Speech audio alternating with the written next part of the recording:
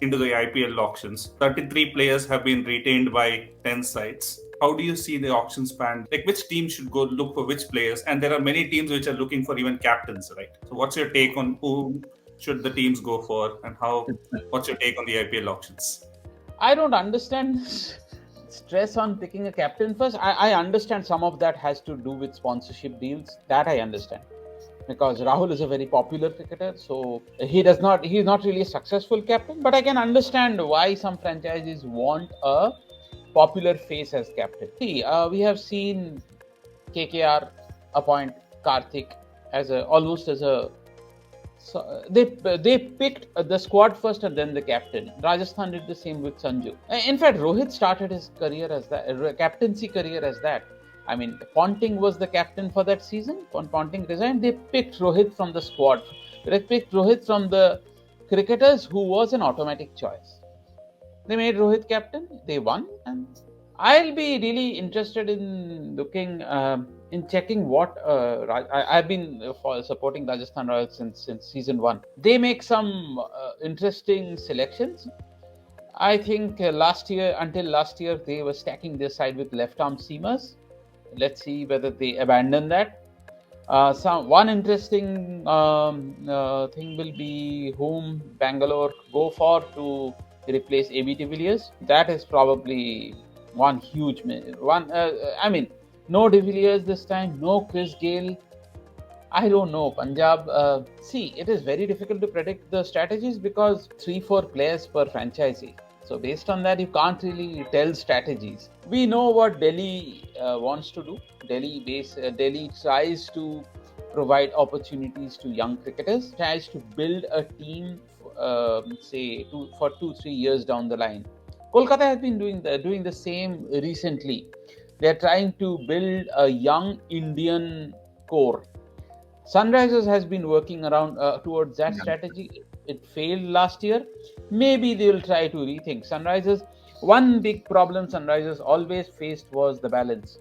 So their overseas brigade, you have to, if Rashid Khan was there, you had to pick Rashid Khan, and then you had to pick Warner and Bairstow. And if you picked Williamson, that is your overseas quota done.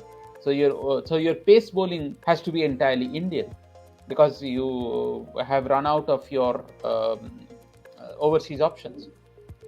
So that is one problem Hyderabad failed to resolve. They brought in Holder, but again, not always.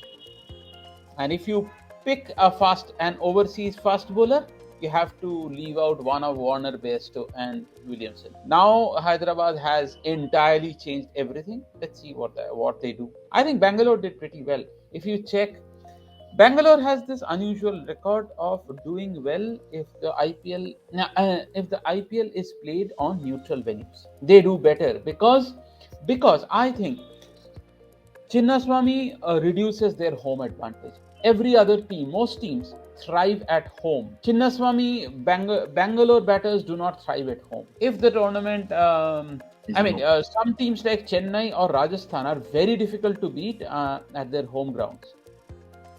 Particularly Chennai, I think that they look at the league stage as two legs, home and away. 7 home matches, same away matches, and they want to win 5 out of 7 home matches, and that almost always does it. And so they prepare for the home leg, which is why if you see the season statistics of Chennai Super Kings, you'll often see that in their most successful seasons, most of the bulk of the bowling is done by spinners or by slow medium pacers. They plan their team accordingly. Now this time, I don't know what they will do. Nobody knows where the IPL will be played. Nobody yet knows. Remember, the Chennai strategy had backfired in 2020, and that was because they had picked a squad that would play half their matches at Chepak. Instead, they ended up playing the entire tournament on a neutral venue. So this time, they have to plan something. Last year, probably there were uncertainties, so they kept someone like Hazelwood, and we saw how he came handy.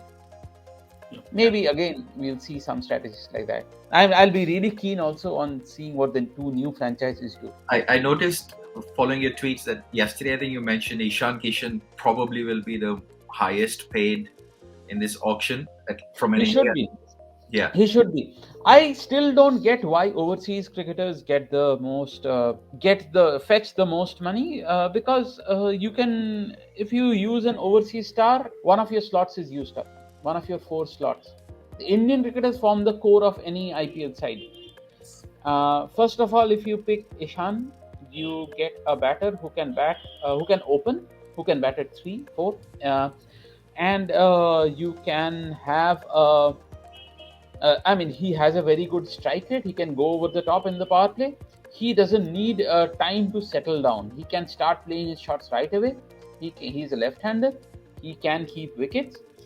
He is young, plan for the future, and he has also led India in the Under 19 World Cup. You can't beat this package. Will be very difficult to beat. Who would be the overseas you think will come close to competing? Because you're right, majority of the all-rounders overseas have been on the highest bracket.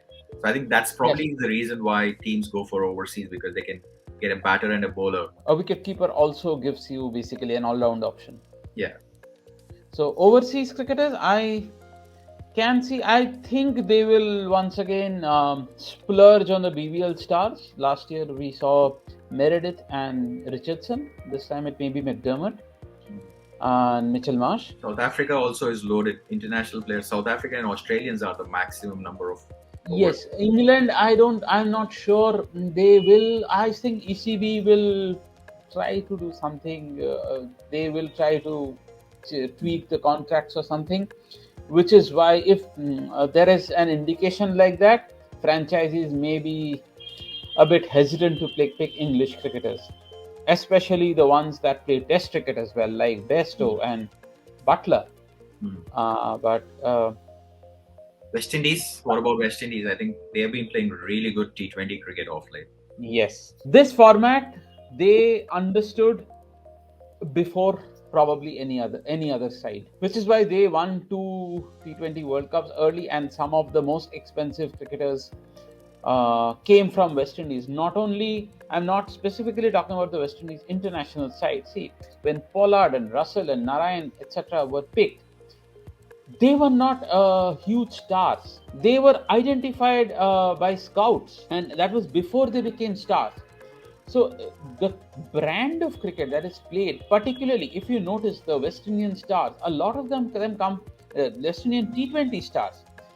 The other stars, you see historically, Barbados used to rule West Indies cricket for a long time. There was Jamaica, there was Guyana, but here T20, the early days of T20. The early T20 stars of West Indies, apart from Gale, the most of them were from Trinidad, and that is because Trinidad allows the Trinidad setup encourages used to encourage, at least I don't know about now, used to encourage unconventional cricket, hitting straight away, and then and then the West Indian setup. I mean, things like opening bowling with a leg spinner. You don't see captains encouraging that, but in the West Indian setup allowed them to take these bold decisions. You don't see, you would see finger spinners open bowling even in the 1990s, 2000s, but not wrist spinners. That is West Indies' that is something West Indies brought. The understanding that T20 cricket is about boundary hitting. The team that hits most 4s and 6s wins. Doesn't matter how many singles you run. Running singles doesn't win you T20 matches. That is something the West Indians had figured out. Essentially, I would love to see the next generation of West Indians bring different ideas, establish their uniqueness in cricket. See, you get a lot of stars in the IPL, a lot of overseas stars. But you can see why Gale, Pollard, Russell, and Narayan and Bravo are different from the others. They are unique in their own ways. Every West Indian T20 star is different in their own ways, in a way that, however well you play, no Australian or South African or English cricketer can replicate. Yeah, so there are a lot of overseas players. I think there are a couple of good South African players also, like Quinton de Kock and Rassie van der Dusen. I think Rassie van der Dusen could be a very hot pick in this IPL as well. Yes, I am yet to see him score very quickly in these conditions. But I'm sure he will. I mean, a batter who does well in South Africa should be able to dominate here. The other big stars should be the fast bowlers. Whatever the format is, fast bowlers always having a fast bowler, having two fast bowlers in the side, always good.